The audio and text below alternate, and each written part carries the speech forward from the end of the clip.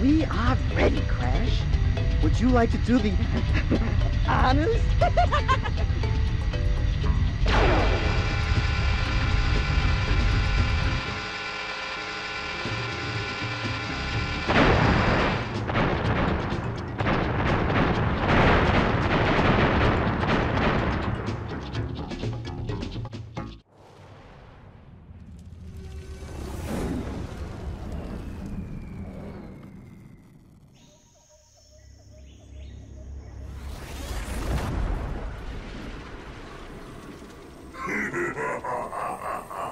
Free at last.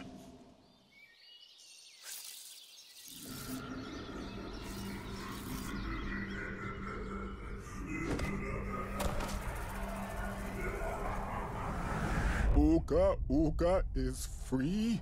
No, it cannot be. Evil, great evil has come.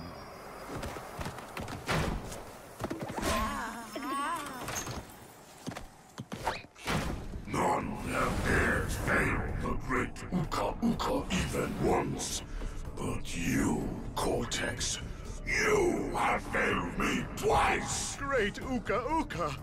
It was that infernal Bandicoot!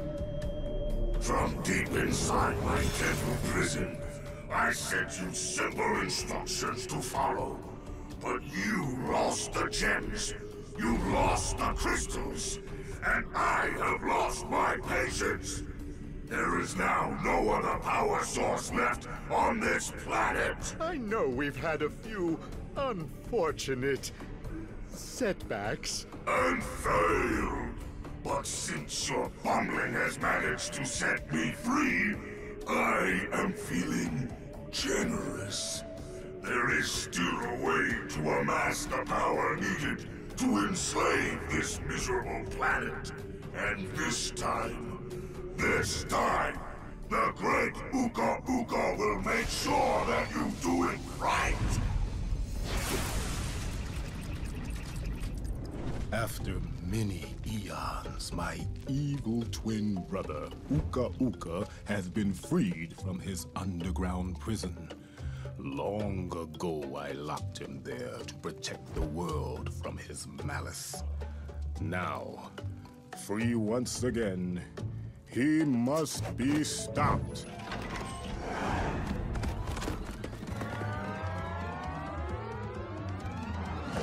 Children, Uka Uka and Cortex plan to use this time machine to gather crystals that lay scattered across time. I have brought you here to recover the crystals before they do.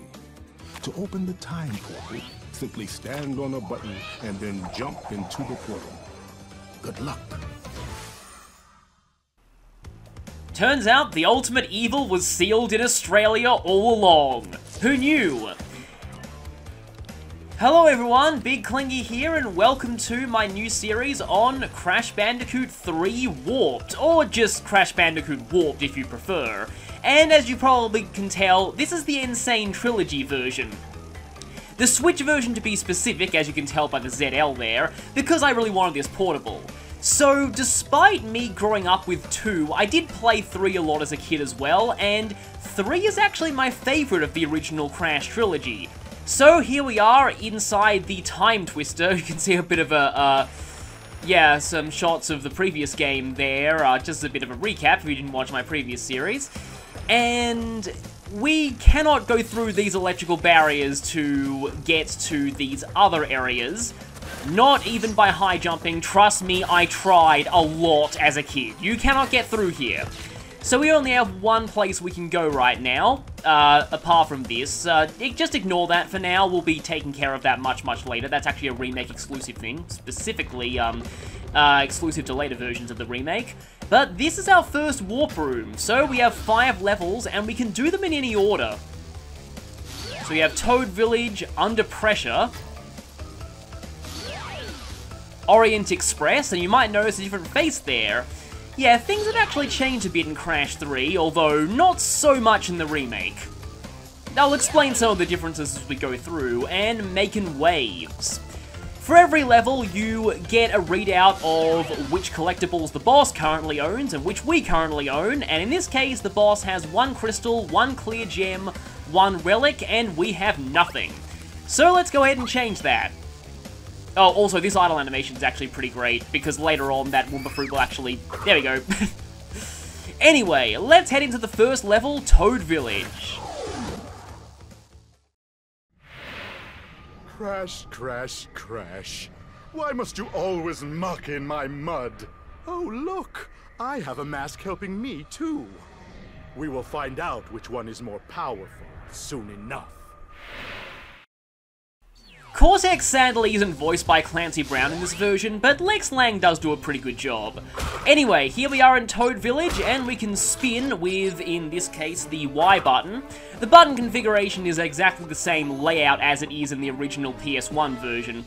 So we can press what would have been the circle button to crouch, the B button, or X on the original PS1 version, to jump, and here we have these bouncy crates, which if we get between them, we'll bounce between them, and they'll break after 5 bounces.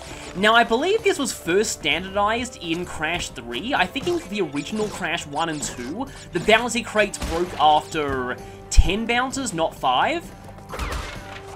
But the remake standardized the number of bounces to 5 across all of the games in the trilogy. This is an Aku Aku crate, which will give us 1 Aku Aku mask that will protect us from 1 hit. Since Crash dies from a light breeze, this is obviously very important. Now, this is a new type of crate to Crash 3, the slot box. This one cycles between different types of crates, and you have to spin it when you get the thing that you want. But don't take too long, or it'll turn into an unbreakable iron box, and you'll have to kill yourself if you want to get the box gem. This here is a lab assistant dressed as a knight. His sword's a little heavy for him, so you can either spin or jump on him when he's busy pulling it out, or just jump over the sword. The second mask grants us a gold Aku Aku mask, or Ooga Booga as I used to call them as a kid, based on the sound they make when you break those boxes. This means we can now take a total of 3 hits before we die. And this platform leads us to a bonus. The bonus areas are kind of places to play around with Crash's moves in an environment where you can't lose lives. However, you don't get to keep any of the things that you got in the bonus if you die. So, yeah, you have to make it to the end. As you can see on the bottom of the screen, there are a total of 7 boxes in the bonus, and they all add up to our total after we get out.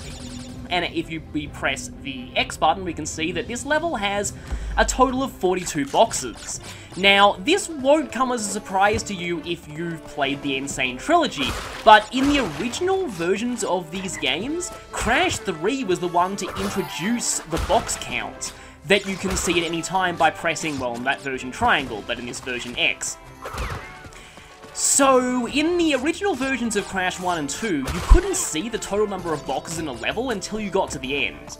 Anyway, here's the crystal. We need to get the crystal in every level in order to open up the world's boss. The crystals are usually in very obvious locations. Haven't really talked much about the enemies here, but they're all pretty simple, and we have 2 slot boxes here. The optimal outcome is to spin them when they're in the question mark. That gives you more fruits, you get 100 Wumpa Fruit, and you get an extra life. But we've broken all the boxes in the level, and that gets us the clear gem, so that was a pretty good run. This is going to be our goal for the playthrough. For the bare minimum, you just need to get the crystals, but if you want 100% completion, you also need all the gems. For that, we need to break every box in every level, as well as get a few special gems, and I'm going to let Crash do the dance there. That's pretty iconic. Please, Crash, getting to Smash Brothers so you can have that as a taunt and or victory pose. So now that we've completed that first level, and if we check the start screen here, we can see we have 2%, 1 crystal out of 25, and 1 clear gem out of 47. Yeah, that's the thing about the Crash series. The bare minimum is generally pretty easy, but going for 100% is the real challenge. But you might also notice time trials and relics there. We didn't see any relics when we went through that level, and that's because you can only get relics on a second pass. So let's enter Toad Village again, and Aku Aku will explain things for us. Crash, Coco, if you have already retrieved a levels crystal, then you will find a floating clock when you enter for the second time. This floating clock activates time trial mode. Grab it, and the clock will start ticking. Race for the end to get the best time, but beware, some elements will change. So he was a little vague about that at the end, so let me explain. Firstly, the moment that you touch the clock, you lose any masks that you currently have. They otherwise carry over between levels, but I guess they didn't want you to make the time trials easier on yourselves by carrying masks in.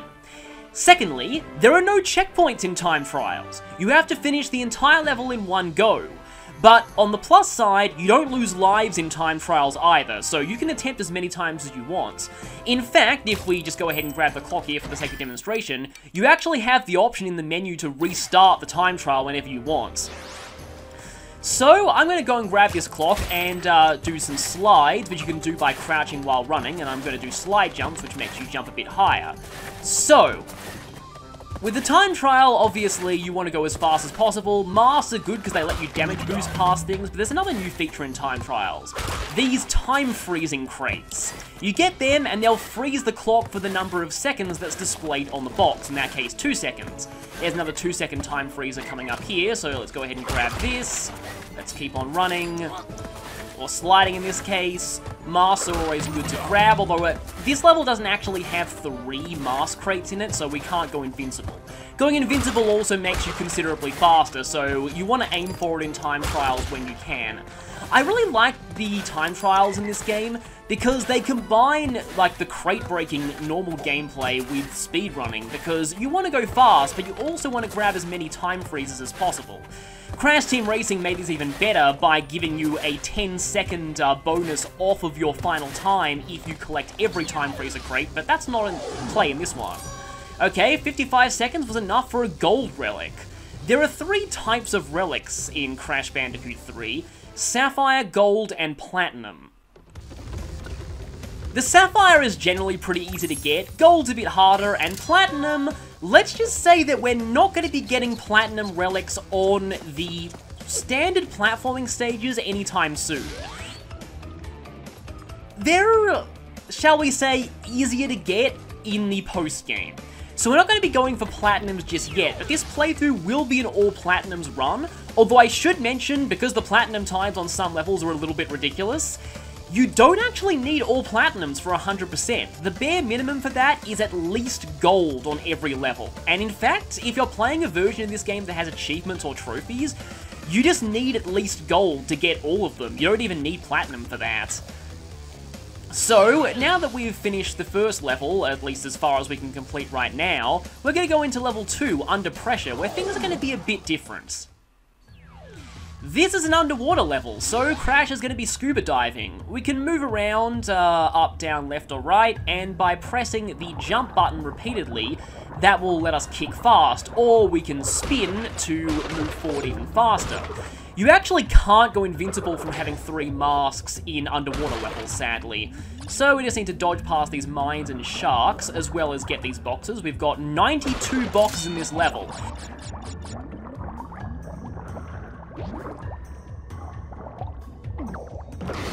And I just lost a mask there, waiting too long to spin that thing, and there's a checkpoint. Pretty generously placed checkpoint, that's quite early in the level, but yeah, you can expect to lose a lot of lives in Crash games. We currently have 8. Anyway, you want to go down these shafts slowly because there are these eels. You can spin them, but they can kill you quite easily if you're not prepared for them, and they're not that easy to see. These sharks here are a pretty funny death animation if they hit you, but hopefully we won't see that. These mines do actually follow you, and the pufferfish are invincible and will hurt you for spitting them while they're puffed up.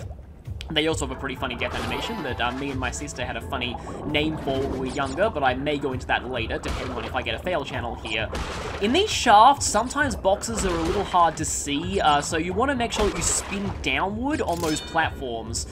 That'll usually catch all of them. And here we have this thing. I'm actually not sure what its official name is. I like to call it the submarine, or like the underwater scooter thing. So with this, we can press the spin button to shoot torpedoes, and the jump button, and the slide button to boost. I need to stop talking here because there's a slot box, and it would turn into metal if I did not break it immediately. Now, if we get hit, we're going to lose this vehicle, and we want to keep it because it's the only way to break the coral that blocks some boxes. So, you actually will need to keep this vehicle in order to get the clear gem in this place. This vehicle is kind of interesting for time trials because you want to boost everywhere, and that's really hard to control and usually gets you hit by things. So you kind of want to be cautious, but not too cautious, because if you get hit, you lose this thing, and thus your main form of speed. But I actually find the platinum times on these... Oh, by the way, you can't carry this thing with you into the shafts. The platinum times on the underwater levels are very, very generous, so you usually don't need to be that optimal. Now, I could have skipped a cycle on that thing by wasting my mask, but I'm not going to do that. This isn't time trial mode yet, and because this isn't time trial mode, we're going to go very slowly down here. The eels also have a funny death animation, and I might say that a lot, and that's actually because something kind of interesting about Crash 3, let's just say, is that there are a lot of kind of silly Looney Tunes style death animations in Crash Bandicoot 1 and 2, but in 3 they really went all out. In 3, just about every obstacle that can kill you has a unique death animation. So I might show those in bonus footage if I don't get any fail channel here, which, oh, that was actually almost a fail channel, because if that thing had actually hit me and broken my vehicle, I wouldn't have been able to get these boxes. Anyway, let's see, we've got 91 out of 92, let's grab this, and yep, that is our last box.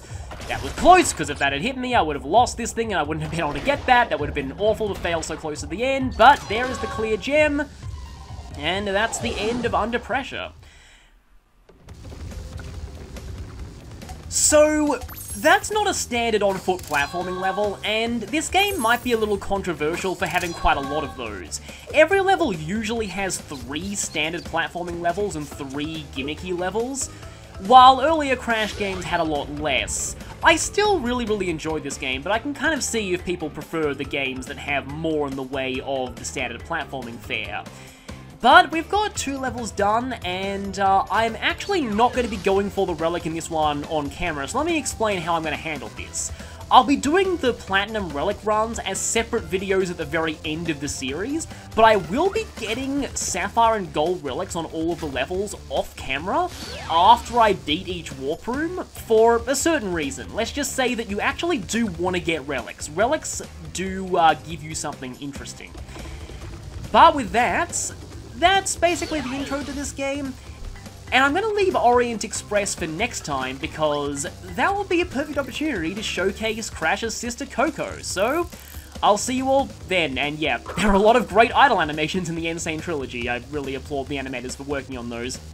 So yeah, see you next time for the rest of the first warp room and Coco's debut.